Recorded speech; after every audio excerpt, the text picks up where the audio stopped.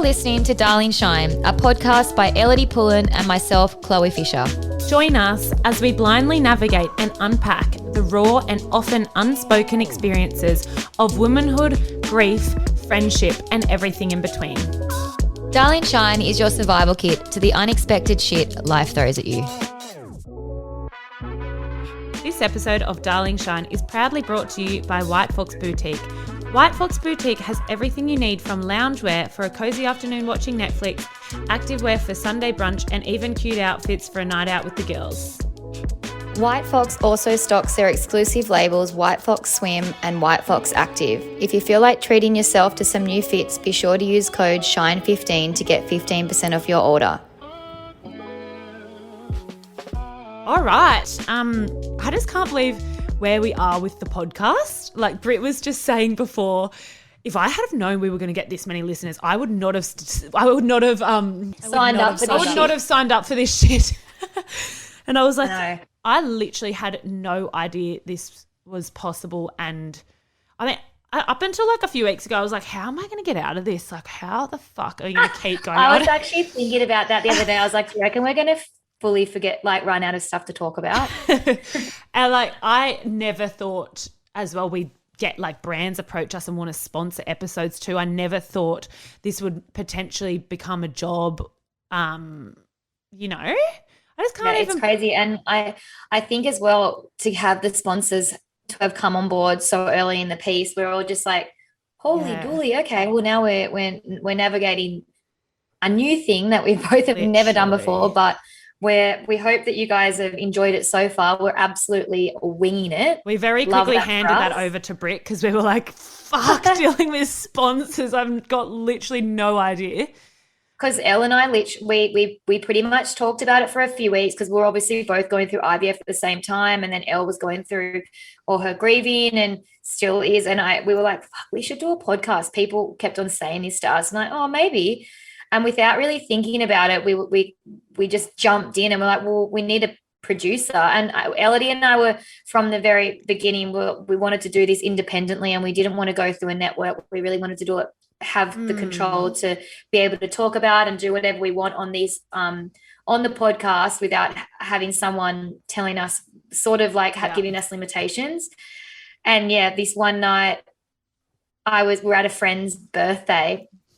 Ellidy wasn't there. And I was like, oh, what about Britt? And I asked Britt that night, I was like, do you want to be a producer for Ellidy and I's podcast? She's like, I have never done this before, but sure, why not? And at that point, I was still like, no, we're not doing a podcast. Don't be stupid. I can't talk on like a microphone. And you were just so confident. And I was like, shit, she's really keen. I don't know what to say. Like, I don't think I can do this.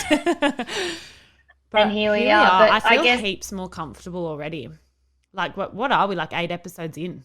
I don't know. Yeah, and it's definitely not the same though, doing it side by side. Like I feel like I miss being in the room with you two doing it, and the energy of us all and the excitement that we get and the emotions. I feel like, I definitely miss being in the room. I know. And it's hard when we get emotional, we can't like cuddle. But pretty much Chlo and I were just getting so many questions all the time, and like with what I'm going through in my story, I guess it captivated heaps of people, and I just kept like so many questions every day, and I physically don't have capacity to reply to these people, and a lot of them are widows too, and I just felt bad, and I just knew that there was some place where hopefully we could talk and help people, make people feel heard. But crazily enough, I mean, Chloe's probably used to this for years, but lots of people were like, you're such an inspiration. I look up to you. And I'd be like, what the fuck? Why would you look up to me? I'm like just trying to survive over here. Like I don't feel like an inspiration. I'd be like, Mum, apparently I'm an inspiration. And she'd be like, no, you fuck off. And I was like, well, I don't know. We're starting a podcast. And she was like, what? Don't you dare. Like, don't you get on a microphone? Like, and also don't swear either. I'm like, well, someone actually wrote into us and said, I love your podcast so much. I reckon you should change the name to like something about an F-bomb or something. I know. I feel like I've tried every episode to rein it in, because that first episode when I listened back, I was horrified by my potty mouth. It was disgusting, but I feel like I've stopped saying the F-bomb as much. But I think going off the social media thing as well, another reason why, for me personally, why we got on and started this podcast was because obviously with my IVF journey and my fertility journey, I did dive into it on my personal social media, but then it kind of got so deep, and I really did want to kind of separate things, and like a lot of my audience is both male and female, and I feel like when I started talking about so much girly stuff, I don't know, I just feel like people, it's not what, I don't know, it's not that they weren't following me for that, but I was just like, I just was getting quite sad, and it was just so, I wanted a platform to be able to express how I'm feeling to and people relate. That actually got it and that are actually interested. And I just didn't want to bore everyone else on my personal page of this. And like, you know, I think now so. We've started the podcast and like 98% of you are female, which is epic. Yeah. Shout out to the 2% of men. I don't know who you are, but you obviously give a shit as well. Probably our dads and stuff. Like lots of the topics, especially when we're talking about progesterone last week, a few girls have written in and just going, that was why I was laughing when I reposted on our social media about the woman was like, the person who invented progesterone was definitely not a woman. And I was like, that is fucking amen to that 100%. Because it's horrific. I did not. But yes, so we really just wanted to start this to be able to have this community within you. And, you know, we're still working on creating this Facebook.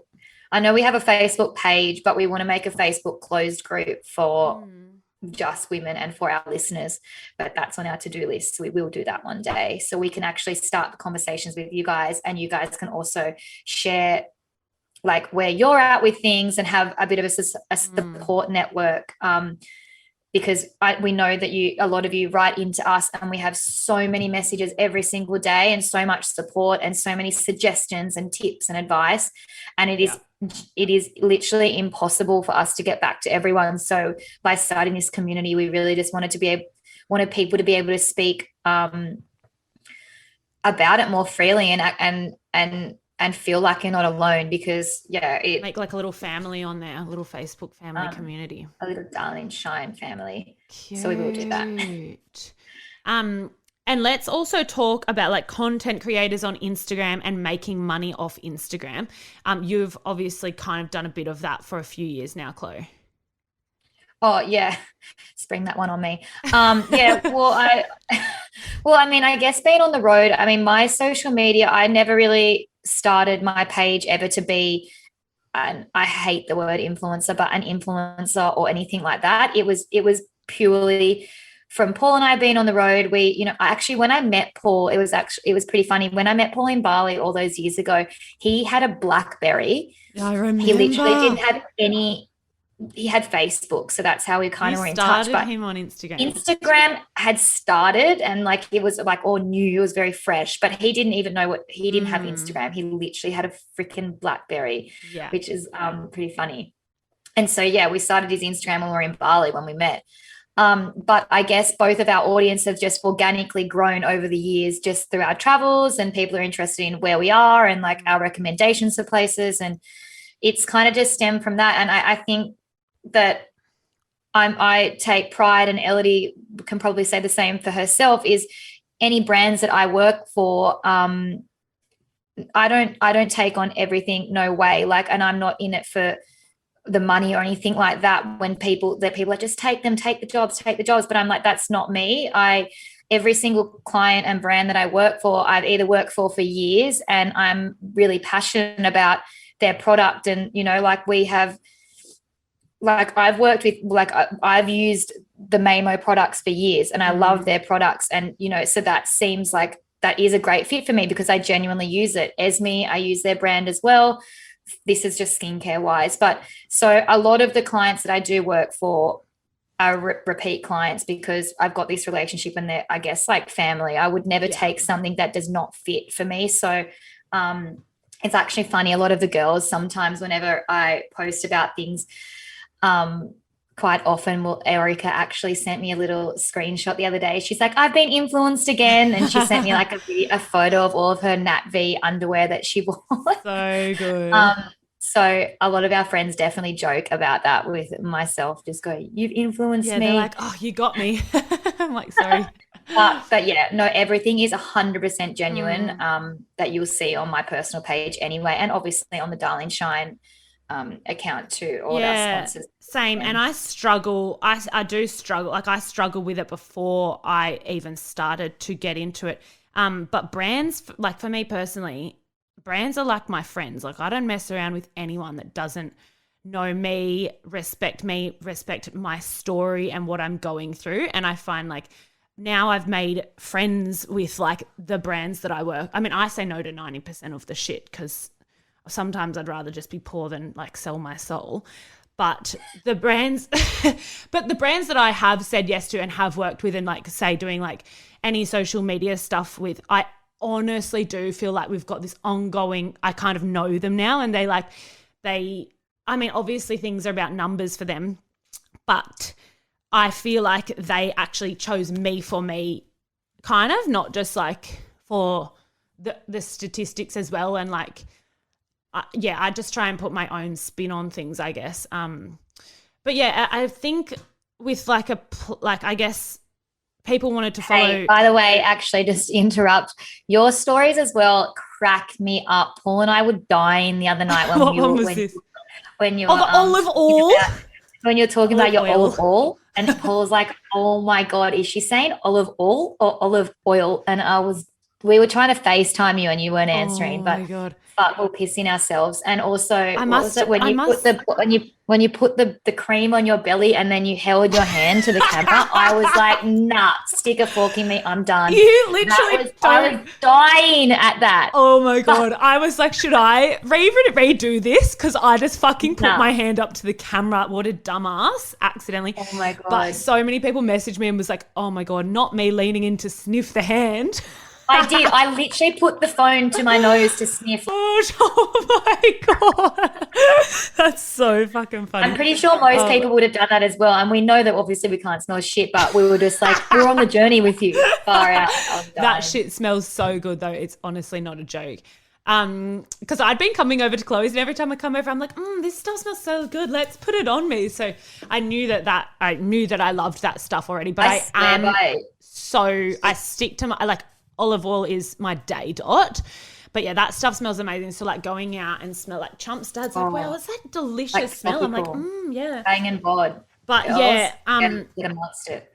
Obviously for me, I was super careful with like brands suddenly approaching me because I knew my profile was growing and it wasn't for reasons like I didn't want to do that stuff. People actually wanted to see me thrive through my grief and like watch my story, which was really beautiful. So kind of when things came through at the start, I was like, no, this isn't the point. And then it was a little bit like, oh, wow, well, look, some of it is really authentically me. I've got 2 mortgages to pay now on my own and a baby on the way. Lots of people assume that widows get like some sort of, like life insurance or super. Well, like this is no one else's business, but Chump did not even have super. He was an athlete. He didn't get paid like some sort of salary. His income was weird. Yeah. He didn't have any super, so I didn't get any of that. And he had no life insurance, which is weird because he was an athlete. But because he didn't have a super, there was no life insurance on that. So, I mean, not that I should justify myself at all, but yeah, I've got all the bills to pay on my own now. So got a hustle, girl. Yeah, I've got I'm the man of the house. I've got to provide for my doggy and my baby and my mortgages. But no, I very much like literally research. I mean, all the brands that I do work with, which is only like 3. I'm talking as though I'm some like big wig. I literally say no to them all, but I'm always like, fuck, what would Chumpy do right now? Like, what would he do seriously? And then I fully research and analyze and then, yes, just make sure it's authentic to me. So, but no, but literally my social media is there to like people message me and it blows my mind. They're like, oh, you helped me get out of bed today. Like, or if I don't, for example, post a sunrise of Rummy at the beach, people message me like, are you okay today? Did you get out of bed? Like, I've been thinking of you. And I'm like, oh my God, fuck, I just forgot to take my phone or something, you know?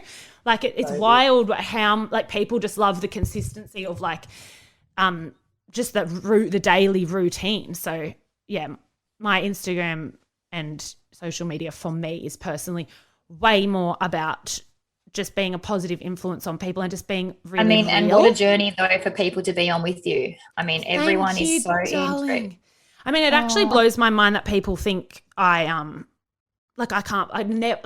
truly never thought I would be like I would help people and be this positive influence. Like I've always just been like a fun, loving, happy person and just like love being with my friends and having good vibes always. It's just wild that people like at such a mass respond to, I don't know what I'm going through when I feel like I'm merely just surviving every day. Like sometimes it's like getting through this day is a fucking milestone and I pat myself on the back. But that's helping people and everyone handles their situations differently. So if I'm handling mine like this, it's going to help someone handle a completely other situation that they're going through another way too. But yeah, I mean, could ramble on about that shit for ages, couldn't I? A bit boring. But no, let's go a little update about you, Chloe, IVF and the results you got back and everything. Last week was honestly traumatic. So even recording this today, we were like on the fence with recording it because it's been a bit of a rough moment before this episode, which we're not even going to talk about. But yeah, I've just been a massive emotional wreck the last week. So I got my period back a month exactly after the D&C. So that was good. And I knew that because last time I had a D&C, I got my period back straight away because my period is usually very consistent. And so, yeah, I feel like I'm getting back there to normal with my body. I got more results back of the bloods that I got and everything is normal. Which is frustrating. Well, most 99.9% was normal. I got one thing that I did get back that was not normal was the MTHFR gene. That came back that they detected. That was what do you call it, Britt? The motherfucker gene. Well, yeah, I think people call it the motherfucking gene. But anyway, I've done a lot of research into it. I had both of the genes were mutated. So, but look, it does say that these can be linked. It can be reasons for this, can be linked to miscarriage. But my doctor didn't seem to think that this is a massive issue. And I spoke to Tia, who is my naturopath, about what I can do. And basically I need to add a folinic acid supplement, which for me is a lot because I'm already taking so many supplements and I'm just trying to wrap my head around like, what is going on inside my body? Like, why is this a lot of stuff that I'm taking? And also, basically, sorry, that you said the folinic acid. Let's just preface that's not the same as folic acid. It's a different one, right? Yeah. So basically, I already take my prenatal vitamins, which does have folic acid within it, but it's a different type. I think it's like a synthetic, like it's just like broken down differently when you digest it. So I have got those supplements now, and I'm now taking those. I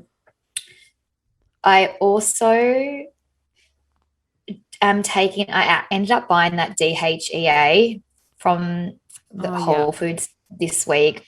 No one really told me to take it, but fuck it, I'm going to take it anyway. How does it feel? The book, which starts with an egg, the book that I was taking, the book that I was reading, which is amazing, by the way. We'll put that in the show notes because if anyone that's going through IVF or struggling to conceive, I would highly recommend reading that book. It's a lot of information, but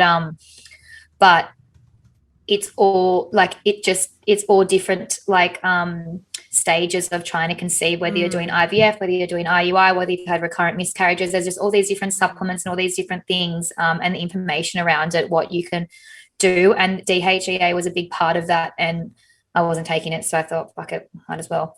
Can't kill me.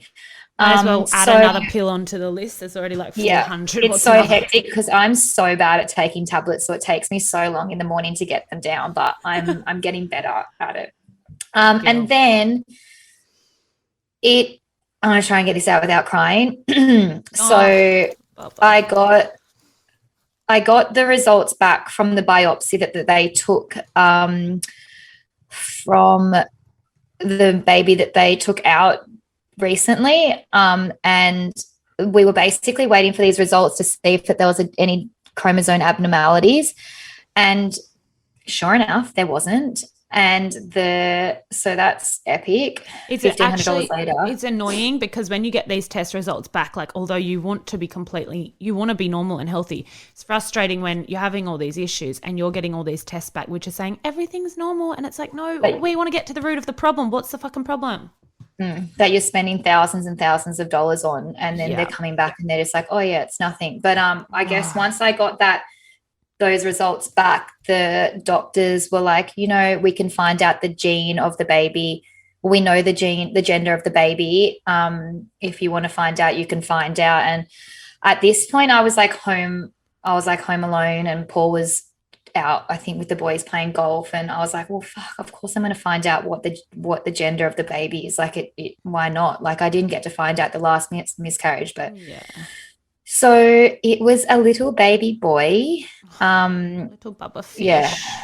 When I had the opportunity to find that out, that moment from like me emailing them back saying like, of course I'd like to know the gender. Like I was like literally walking around my house and I had the worst anxiety. Like my heart was pounding through my chest, and I was like, is this the right decision? Is this not the right decision? Should be finding out. And yeah, so when they told me, it was just, it just made it all feel it brought back all the feels. And I feel like since then I have been pretty fragile. I've been extremely emotional. I feel very disconnected from everybody.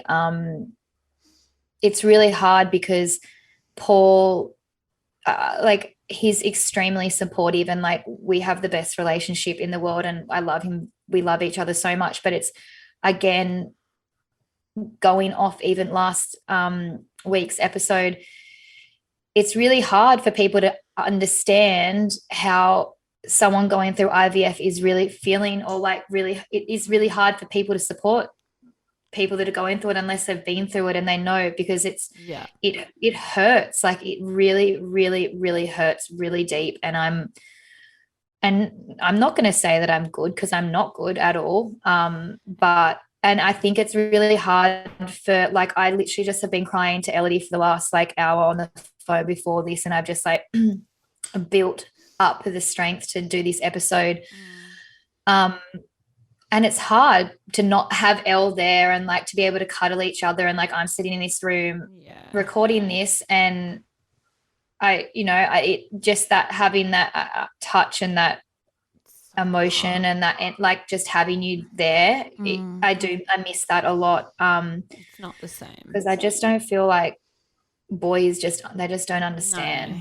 And they just don't. Yeah, and IVF's very much like it's the female, and your body's going through everything, so the hormones and then the emotions on top of the hormones, so you're feeling it 100 times more. I mean, every guy is different, of course, but at the same token, it's also great that you do have Paul to be like, pull you out of it and have that positivity on it to help you through. But I think it's a very lonely, can be just a very lonely journey. And I do, like, on that, like I know a lot of people write to us and say like, thank you, you're making me feel like you're not alone.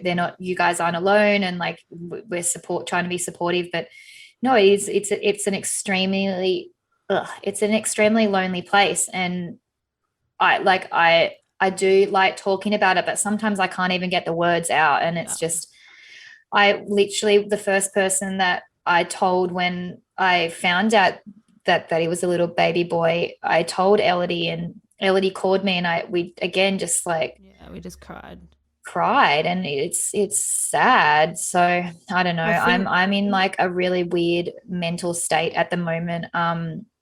yes, I'm on the road a lot, and it's definitely helping me keep my mind off things. But at the end of the day, it's a very internal process, and it's a very internal thing that I'm digesting every single day. And it's like a silent, exactly like we said last week, it's a silent, although I am speaking about it right now, what I'm processing in my mind and in my body without being vocal is like a whole nother realm. And yeah, that's the hard part. And you know that there's so many people as well going through this around the world, and you're being a voice helping so many people. But when you don't have friends that literally are in the exact same position as you and aren't seeing that light at the end of their tunnel, it's hard when you can't just pick up the phone and have a chat with that person who's literally in it with you. Like, obviously, you and me did IVF together, so I completely understand everything. And there are so many people literally in your boat where they feel like they are at a standstill at the moment with their fertility. But yeah, it's hard because everyone around us is pregnant, and that just adds a whole nother layer emotionally. And you feel like a lot of them, you can't pick up the phone and be like, do you understand what I'm going through, you know? Yeah. No, I 100%. And when you found out it was a little bubba boy, I guess it gave that beautiful little embryo like a life. It was more than just, you know. Yeah, it was crazy. Like, soul. And I think that real. Paul and I discussed as well, like naming him, but we kind of it was just it was a really tough day, and I think that we kind of just left it for the moment because I just couldn't process it. I'm just like, I just need, like you said, it's just like every day is a different day, and I feel like I'm very mixed at the moment because I have so much information, so much advice, so many suggestions, everything's just flooding in, and it's like a brain overload for me. And I think that what like makes me so upset is like if I'm not hustling and I'm not trying to literally work out anything that could be wrong, like if I'm not researching and constantly doing all this stuff, like who is doing this for me? Nobody. Like it's literally. And I'm confused. I just don't know. Like I'm racking my brain every single day going, what am I doing wrong? Like why am I failing at this? And why can't I, like my body is, I'm good. Like I don't know. I'm literally, my brain doesn't fucking work anymore. They don't get it. Yeah. And it's not like doctors are just working around the clock for you. Like, you know, you're in the States and you're Googling, trying to figure out all these other avenues that could be wrong with your body, very much on your own. And I think that it's dark. Like I actually do not see the light at the end of the tunnel. I know that I will have a baby and I will never, ever, ever give up. Like I will be a mother, and that's not a question. There's no questions about that, but it's just extremely difficult right now because I can't envision it. And even the moment that I do fall pregnant, I'm petrified of that moment because I've already lost so much. And it's just like, and even like you get to the 12, really scary thought. People are always like, oh, you know, you get to the 12 or the 13 week mark, whatever it is, and you're fine after that, you can breathe. But actually, no, we've had friends lose babies at like 20 something weeks. Like, yeah, it's just, and we sound like we don't mean to sound like such downers, but it is so scary. Like I'm even so scared. And I want to also just say as well, like I know that I'm telling you my journey, but there is.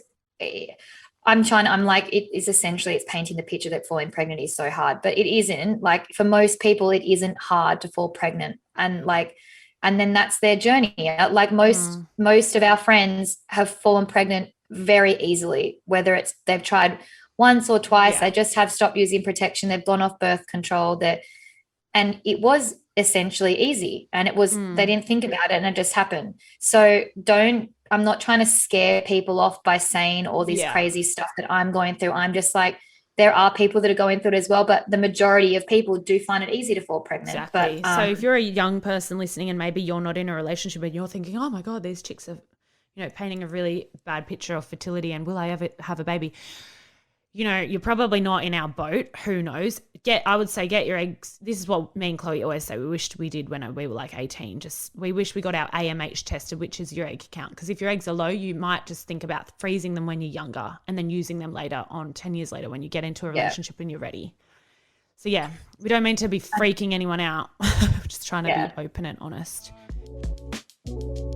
Now let's just take a quick moment to acknowledge today's sponsor, White Fox Boutique.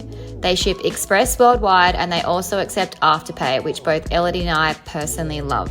Yes, we love that. So Chloe and I also went on a little shopping spree, and we are going to post our little new outfits on the Darling Shine Instagram account on the stories, and we'll put links there to our outfits. You can also use Shine15 in capitals for a discount code on whitefoxboutique.com.au. And then also I think a few people, just before we move off the IVF topic of myself, a few people have been asking about some side effects of IVF, and both Elle and I know that we were pretty lucky. We didn't, like a lot of people have a lot of side effects when you're doing all the hormones and all the medication and stuff like that. But we were pretty lucky. I mean, my only issue that I really had was I was getting really, really bloated. Yeah.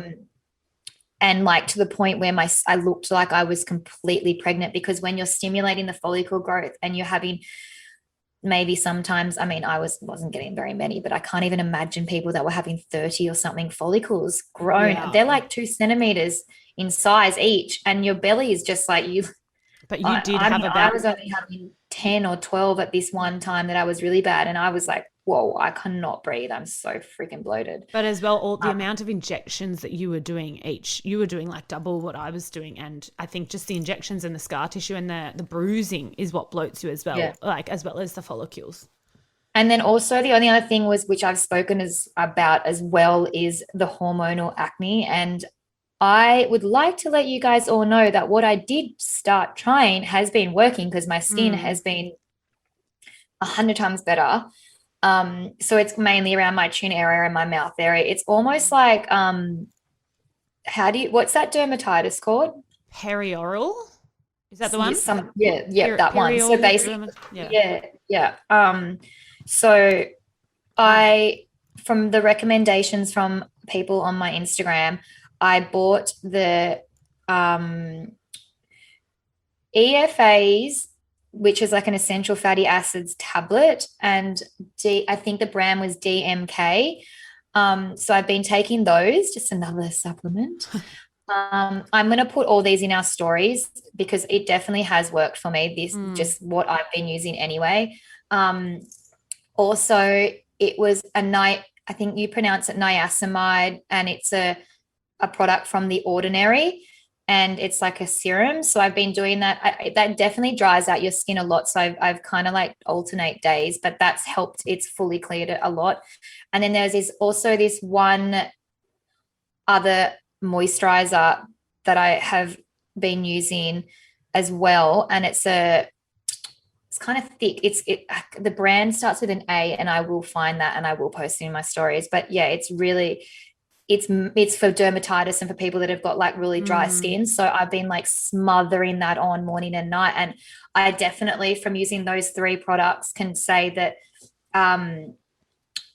that it has cleared it up a bit. Like I don't have any of these big pimples or rashes on my face. Your skin's and then also looking so much better.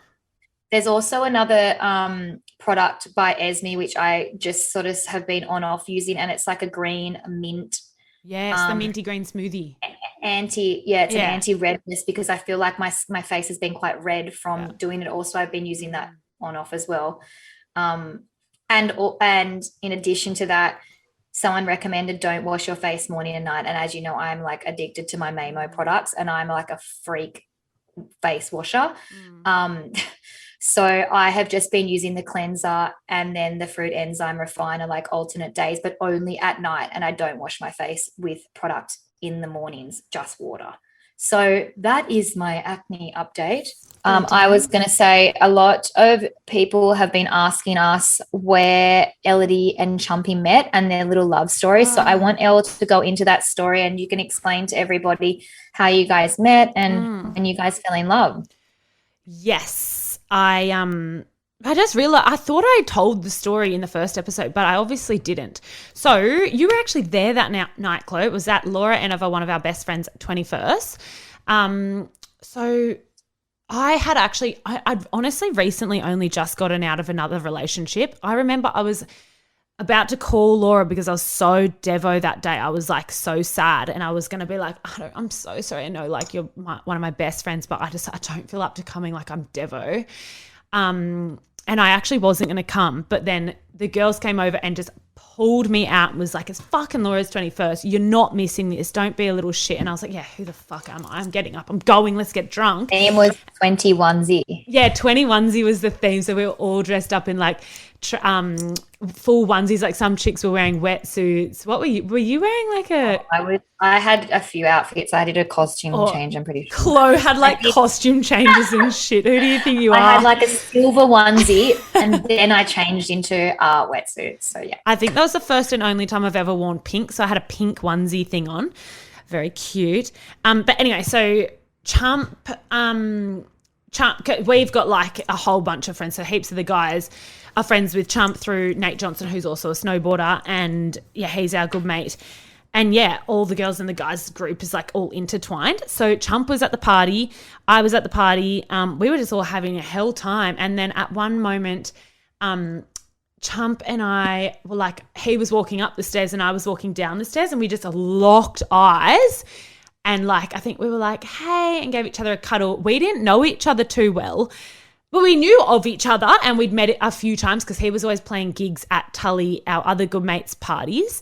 And he was always playing guitar and I was always like, oh my God, like this guy's just amazing. But like, yeah, he was always traveling overseas. I was like, oh, he's probably got like 400 chicks overseas. Like, and you know, just, it was never a thing, but I was like, wow, this guy's like, I don't know, he always had this big presence and we'd just watch him from afar and just, oh, that Chumpy guy. Anyway, so I honestly didn't really know him personally ever, but we were just like, hey, like said hi, had a hug. And then, yeah, he didn't leave my mind the rest of the night, which was weird because love at first sight. Yeah, and I was having this chat with Chump's parents the other day and we were talking about how like we just agree that like what we had was kind of unique. And so anyway, later on in the night, we ended up chatting heaps and then getting on the dance floor and having a kiss. And it was just like this, honestly, what it was like a full-on coming home kind of love. It was like this burning love and we just knew we had to be together. It was not even a question. It was just like everything fell straight into place like a gridlock, and it was honestly like a coming home. And I mean that in the sense that, and I've never thought this way before, and Chump and I did not talk about this. Like I've never been overly spiritual until now. But I just know that we've been together in other lifetimes. I just know we have because we moved so fast. I moved in with him straight away. And yeah, everything was just like, we just knew we had to be together, and I know that we'll be together again. I just have no doubt. I think we've just, it just was like so meant to be, and like meant to be sounds so lame. Like lots of people are meant to be, and you know, but it was just so real and authentic. Like we were just attached after that. We did not stop talking, although he went away. When he came back, we were just on, and there was no effort to it. It was so easy. It just happened and it just evolved, and it was so perfect. And who the fuck would ever move in with someone like straight away? But it was just so right. My family fell in love with him straight away. It was just, everything was so perfect. And from day dot, everything was ours. It was like, I was like, oh, let's go back to like your apartment or whatever. No, it's our apartment. Like he'd be like, it's ours. What are you talking about? Like he was just so like, it was just us. We were such a solid unit from the get-go. And it was kind of weird because I guess we were so young. I was 20 and like all of our friends, like, I don't know, I just felt like I was in this very serious relationship, although it was so easy and effortless and like we were just doing our thing, just organically being together. But I was in this like marriage, I'd say, from day dot. Like we were just so on. And yeah, like I just like our other friends just like, you know, like they're, you know, like way more casual boyfriend type things. And I'd be like, wow, I'm locked in forever. This is it. We're like married. Everything is shared. Like, yeah, it's just, I don't know. It was weird. Yeah, just the best thing ever. And I know we'll be together again. And life has just thrown us some fucked up shit, and it's not fair. He should be here, and he should have 70 more years left to help me bring up our bubba. And I just cannot believe life. This is my life. Like, yeah, honestly baffled. I always think back to his music, and he, like the songs that he wrote when he was like 16 with his sister, are all about like the world being too big for him, and this man-made world with like all the buildings, there's no place for him here, and he just loves being under the ocean, and like all these lyrics across through all his songs. Like almost like he was never like a spiritual person or anything like that, but I feel like it's almost like he intuitively knew. I'd say like he was like another dimension, like, you know, he used to like laugh at more than all of us always. Yeah, like Chloe would get her little diamonds out and charge them in the moon, and Chumpy would be rolling his eyes. Like diamonds, like crystals. Oh yeah, your crystals. He'd be like, "What the fuck are you doing?" Chloe's like, "Oh, I'm so spiritual," but like Chumpy, I think just organically was so in tune with life, and he was on a different frequency. He was so connected. I want to learn about that. Literally on another level, and people would always say like. I get this all the time. Oh, I remember like I walked past you and Chump in the street before, and I didn't know who you were, but I felt this aura around him, like this energy, and like people would always kind of like he was like the guy, if he walked into a room, people would gravitate towards, and I'd be like, what is it about fucking Chumpy? Like seriously. It was just like he ran on this other level, and I think he was so just worldly and in tune with like I think that's when people talk about like there's those different frequencies, and like I don't know anything about it, but I've heard people talk about that, and I feel like that he was just like running it. He was just he was always I obviously Chump didn't know he was going to go, but I think there's something about predestiny or subconscious or like something in his subconscious which made him extra in tune and extra aware of the world and energy and where he's at. And like the songs he wrote, just like kind of, I'm thinking about them so much more now when I listen to them. Like obviously I didn't think that way before when he was alive. I was just like, oh, these are cool lyrics. How'd you pull them out? And now I'm like, oh my God, how did you think about this? And then this happens to you. Like he talks about being found at the bottom of the ocean in songs. Find me at the bottom of the ocean. Is the start of one of his songs. I think it's Sea Whiskers. You can listen on Spotify. It honestly blows my mind because that's what's happened to him. It's wild. Yeah. And where did he get his nickname Chumpy though? Everyone asks this, and Chump used to always be like, I wish I had a better story for this. Like I need to make something up. So his parents, they're like always nickname everyone. So I'm called Spaghetti Features, but now I'm like I'm not as long and skinny anymore, so I should just be called like little nugget features. What is my nickname for my nickname for them? Oh, don't they call you Little Fish? Little Fish, yeah. Everyone has a little nickname. So they're really good with that. But no, he was always called like heaps of different things when he was younger, like tripping over because he used to fall over all the time, you know, like as a full-on baby, like when he's just learning how to walk. And then I think he got like a bit chubby potentially, like, but then I look at baby photos and he's kind of not. So I don't know, but they called him Chumpy.